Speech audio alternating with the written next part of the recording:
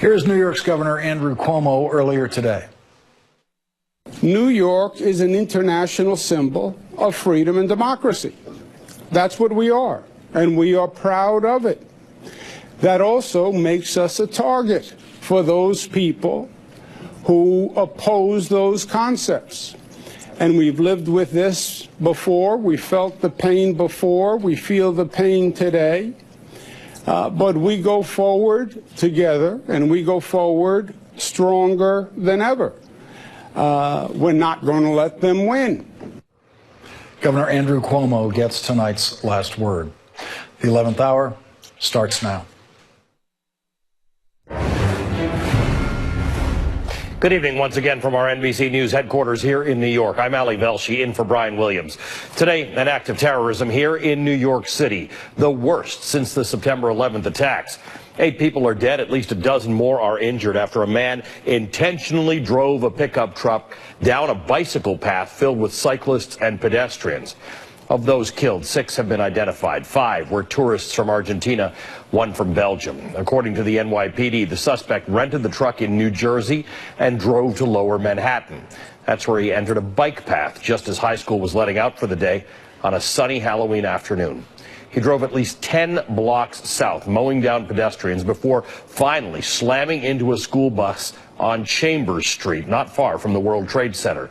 The man got out of the truck. Law enforcement officials say he yelled Allahu Akbar and was holding a paintball gun and a pellet gun. That's when police shot him and took him into custody. The investigation is just hours old, but here's what we know about the suspect so far. NBC has confirmed he is 29-year-old Saifullah Saipov. He came to the United States from Uzbekistan in 2010. He had been living in New Jersey. Saipov has so far refused to answer any questions from his hospital bed. For more, we turn to NBC News correspondent Ron Allen, who's down at Lower Manhattan. He's been there since this news broke earlier today. He's at the scene of today's attacks. Ron, what has happened since you've been there? Well, Ali, the police are still combing this nearly mile-long crime scene, trying to learn everything they can about what happened. And, of course, they're also trying to learn everything they can about the suspect and what motivated him, whether he might have had help. And, of course, they're trying to take what they can from this. They're still asking the public for any video, any pictures that they have of this, so that they can do everything possible to try and prevent something like this from happening again. Remember, this is happening at 3 o'clock in the afternoon in a very densely populated area of the city. There are 2 elementary schools, there's a high school nearby, there's a commercial area, there are tourists around.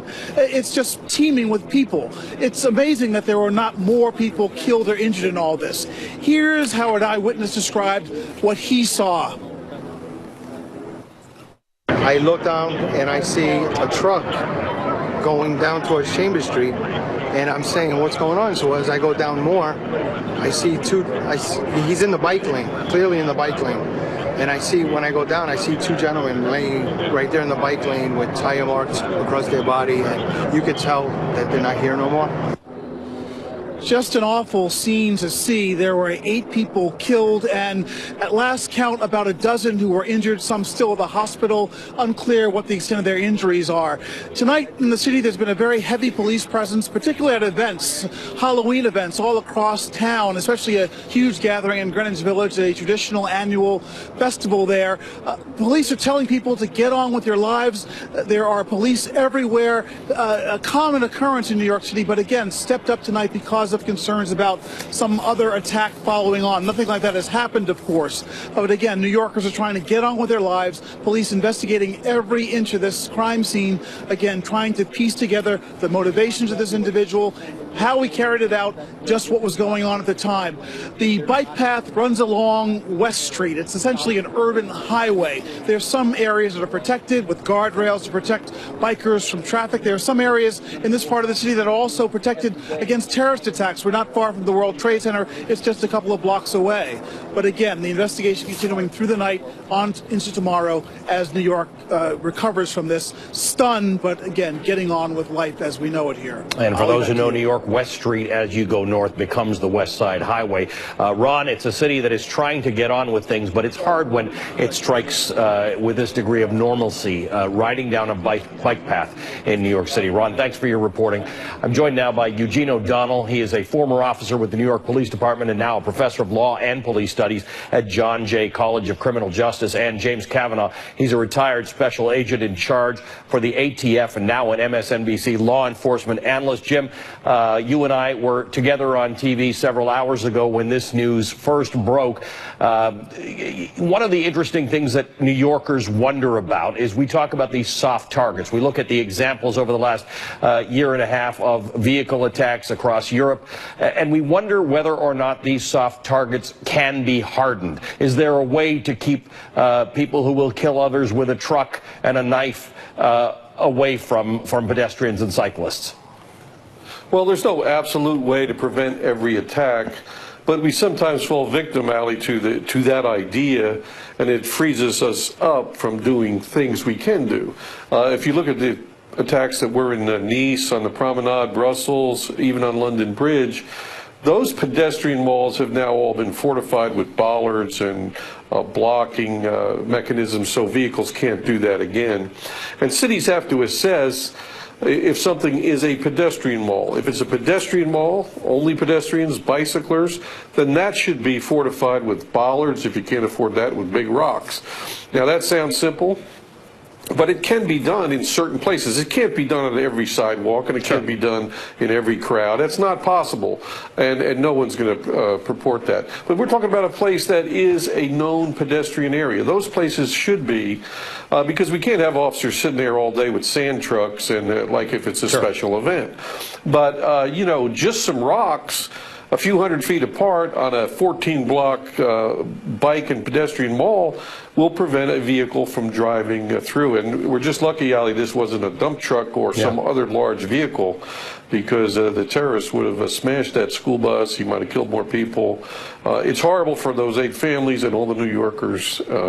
You know, we're all New Yorkers tonight. That's the truck we're looking at. Gene, we're here in Rockefeller Center. It's like that. It's a pedestrian area that has bollards up there. You can't drive a truck through it.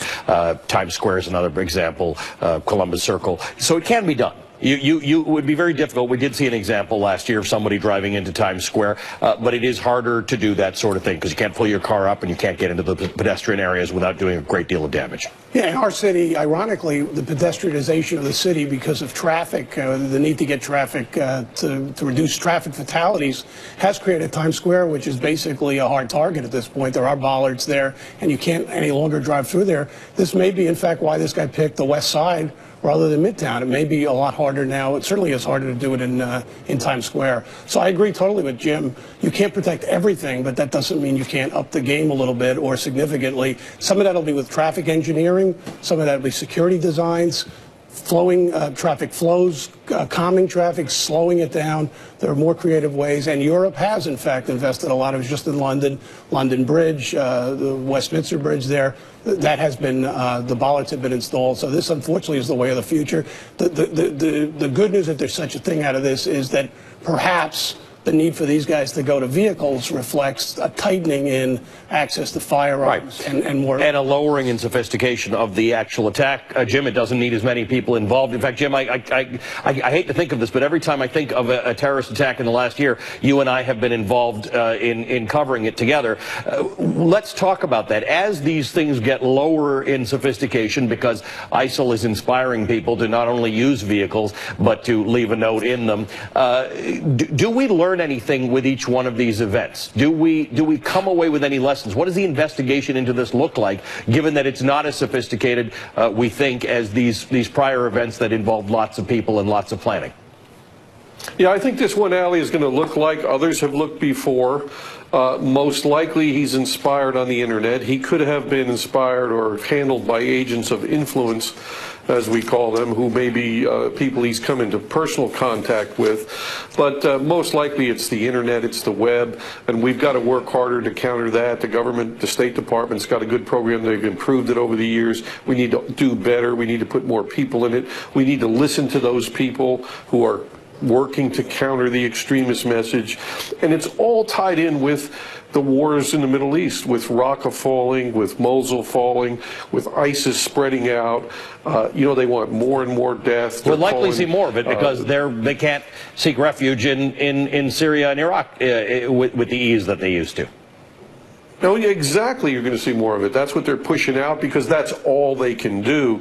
They don't have an army on the ground they can use. They have to get on the web and just put out this horrible mass murder plan, which unfortunately people grab onto. That's a human condition. Eugene knows what I'm talking about. We always try to counter that. A lot of those plots get stopped, but eventually some of them get through.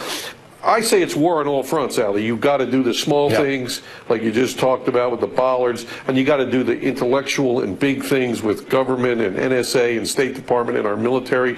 It's war on all fronts. You can't do one or the other. Yeah. And you got to spread that out.